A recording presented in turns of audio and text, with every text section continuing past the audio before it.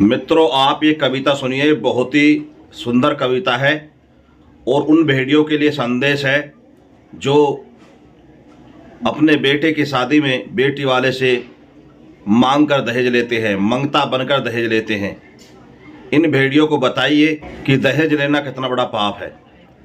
इनके दहेज के मांगने से गरीब बेटियों की बलि चढ़ जाती है और कैसे कैसे चढ़ जाती है और इसका अंत कैसे होना चाहिए और इसका समाधान क्या है, ये हमारे महान कवि ने बहुत ही अच्छी लाइनें लिखी हैं और इस कविता के माध्यम से आप पूरी जानकारी प्राप्त करें और समझें।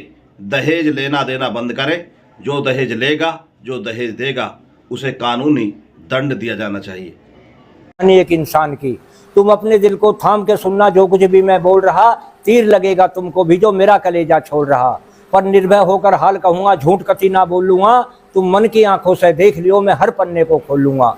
एक बाप ने अपनी बेटी बड़े लाड चाव से पाली थी। तन की थी धनवान बहुत, खुशियों की बिखरी डाली थी। मंदिर जैसा घर था सुंदर, जहाँ बचपन उसका बीता था।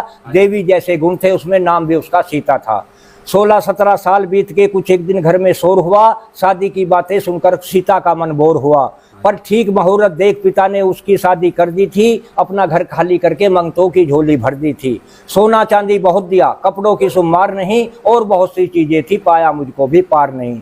फिर भी मन को रोक सका ना, ममता से आंखें भर गई। सदा सुखी रहना बेटी, न्यू कहकर लाल विदा कर दी। अब तुम्हें बताऊं वो कैसा घर था जहाँ सीता चलकर आई थी। वहाँ सबके चेहरे बुझे हुए, बिल्कुल ना रौनक पाई थी। बहुत दिनों तक रहे सताते, बस यही कहते बारंबार कि दुष्ट चली जा पास पिता के, जा कर दे मारुति कार।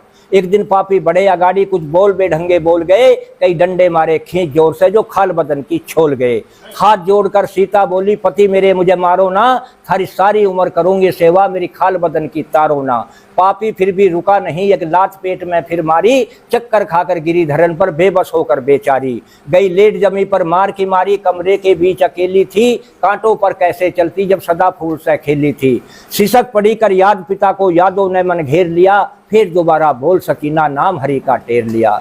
हो गई आत्मा बाहर लाल की, अपना इंसाफ चुकाने को। वहाँ मिट्टी सी काया रह गई। खबर पहुंच गई थाने को।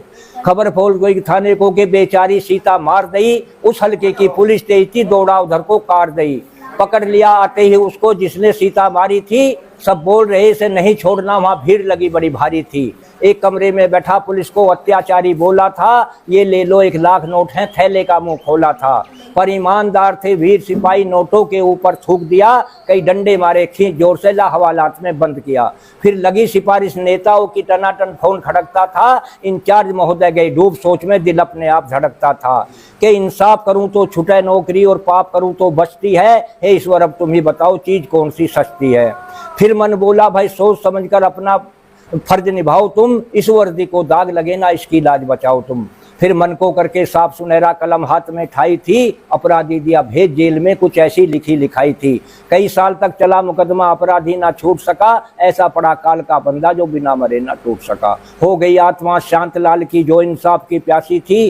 खड़ी गेट पर देख रही जब लगी दुष्ट को फांसी थी। मत जीवन बेकार करो, कुछ विजय सिंह से सीखो तुम।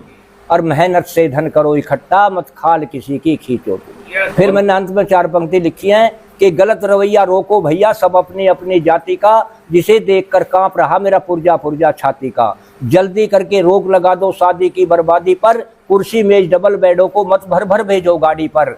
मन से दो तुम कार भावना, स्कूटर कार सवारी की। जिसके कारण जले चिताए बेगुनाह बेचारी नारी की। ये डोंगा सिस्टम बंद करो जो काफी नोट खपाता है, और मेहमान रूप में भी आने वाला यहाँ मांग मांग कर खाता है। अरे हलवाइयों का खर्च घटा लो, खुद लेकर तवा परातों को। मेरी 16 आने बात सही, मत गलत समझना बातों को। मत गलत समझना बातों को, बेकार बैंड का खर्चा है। और काफी जाते नोट जेब से जब मिला टेंट का पर्चा है। भर भर मुट्ठी नोट बखेरे, कमी नहीं है पंगों की। और नंगेपन में कसर रहना जब बोतल खुले लफंगों की। जब बोतल खुले लफंगों की, वहाँ गंडक नाच नचे नंगा। और जो बड़े आदमी बात न था, मैं हो जावे भारी दंगा। बस 5 आदमी जाकर के दुल्हन को लाना सीखो तुम। टीवी कूलर मांग फ्रिज को, मत खाल किसी की खींचो तुम। कहे विजय सिंह बंद करो इस गंद की गंदी मोरी को। बस नगद रूप में दिया करो, जो भी बन जा पैसा अपनी छोरी।